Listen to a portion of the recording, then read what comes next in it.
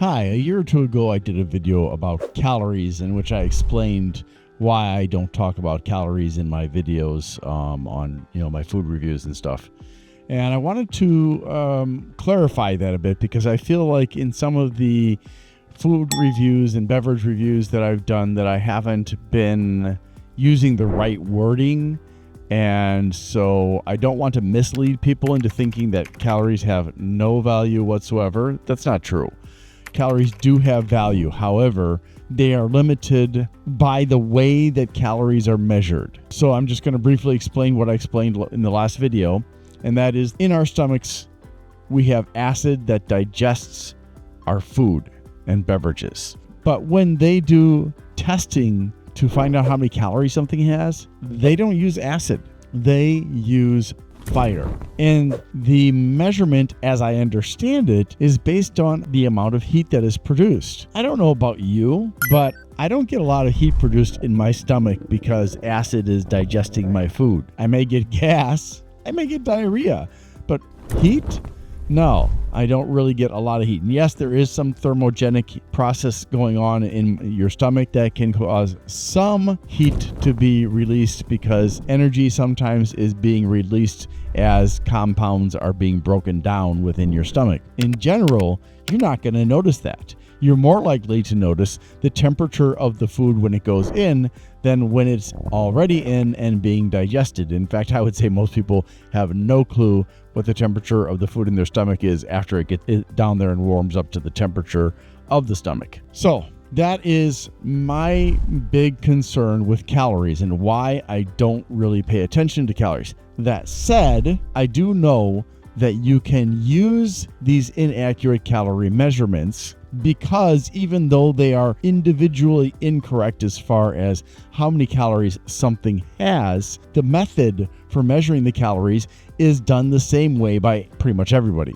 And therefore, since it's done the same way, you can rely on these numbers to give you a sense of how many calories you would be acquiring. So in a general sense, you can say that without a doubt that oil, which is a fat, has a lot of calories in it. Sugar, which is a carb, has a lot of calories in it. Heck, protein, like meat and tofu, they have lots of calories in them too. There are many different ways that you can get calories. And some ways, as far as the source of calories, some ways are better than others. But I'm not going to go into that because I haven't researched it, and so I don't want to give you bad information.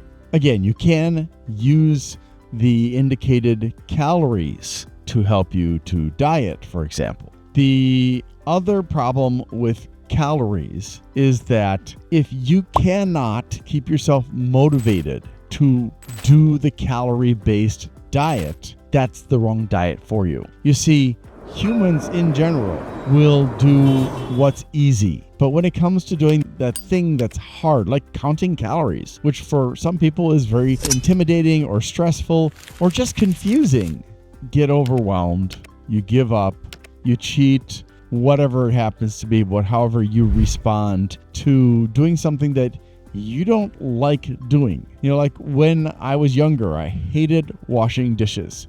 And I would let the dishes sit for days because I hated it.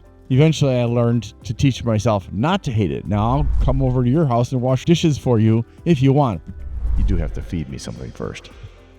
But if you're going to do a calorie-based diet and you don't like counting calories, eventually you'll give up. In fact, any diet that you choose to be on, the more restrictive it is, the more challenging it is, the more likely it is you'll fail because you'll give up, because you'll cheat, because you'll make mistakes. So when you're looking at diets, make sure to choose diets that when you look at it, not looking at the expected outcomes, but looking at what you must do that you can do it and you're not going to balk.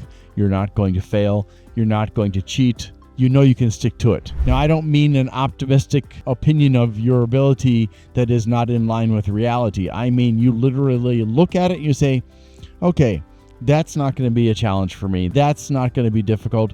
You look at every aspect of it and there's nothing there that is significantly challenging to the point that you're eventually going to be like, It's Tuesday. It's Cheating Tuesday. I'm going to have myself a big old piece of raspberry pie with cream on top and maraschino cherries. Yeah, that's not good. You have to understand that a diet change should be a permanent change. And once you get to the level of fitness, as far as like your stomach size and getting rid of visceral fat, which is fat in there with the organs, once you get to that point, you'll alter the amount that you're intaking to stabilize so that you don't continue to lose weight and look like a rail. Now, when I say rail, I don't mean the bird. I mean like a staircase rail that you hold on to. Yeah, you smarty pants, you. So please don't misunderstand in my older videos when I say calories are garbage or whatever, those things. I just didn't think carefully about what I was expressing, because those are all ad-lib videos. When I do food and beverage videos, I almost never look at the label ahead of time, which I know for some of you is aggravating, but tough. It's my channel. You can either watch the videos you need to watch or not. So that is basically what I wanted to express. Calorie counting can be a very effective way to lose weight, but it's a long-term lifestyle change.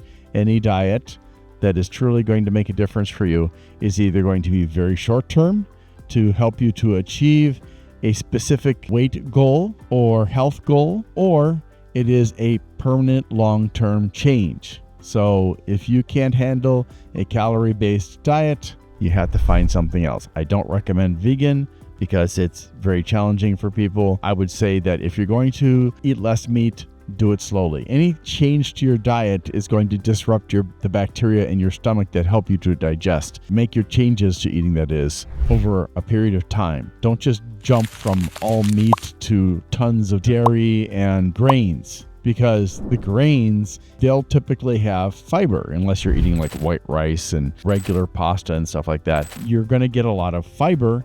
And because your body hasn't been getting fiber because you were a carnivore, then the consequence is going to be that you're going to have a lot of gas, a lot of bloating from the gas, and horrendous amounts of diarrhea because you have very little to no fiber-eating bacteria in your stomach. Fiber is very important, whether it's green leafy vegetables or it's whole grains, whatever it is, it's very important for your gut health. But if you make that switch rapidly, you're going to suffer. And I've seen people complain about it. So if your goal is eventually to become a vegan or a pescatarian or even just an ovolactarian, which is almost an omnivore, because you're avoiding meat, but you're still eating eggs and dairy, whereas a pescatarian, you're only eating seafood sources of animals. You're not eating dairy, and you're not eating eggs, and you're not eating other byproducts of animals such as gelatin. Yeah, so find something. If you want to change to something that's challenging, do so slowly.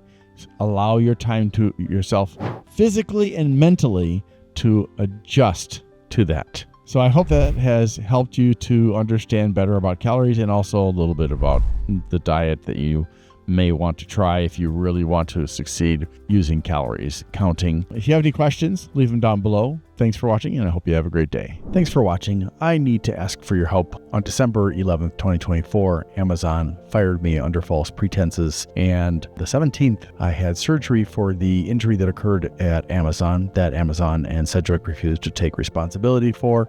So it's coming out of my pocket and my insurance company's pocket. That means I'm unemployed and I will not be getting short-term disability from Amazon or from Sedgwick. So my financial situation is a bit of a problem right now. If you would like to help me, there are some things you can do. Number one, you can like, subscribe, share, comment, and turn on notifications on my channels.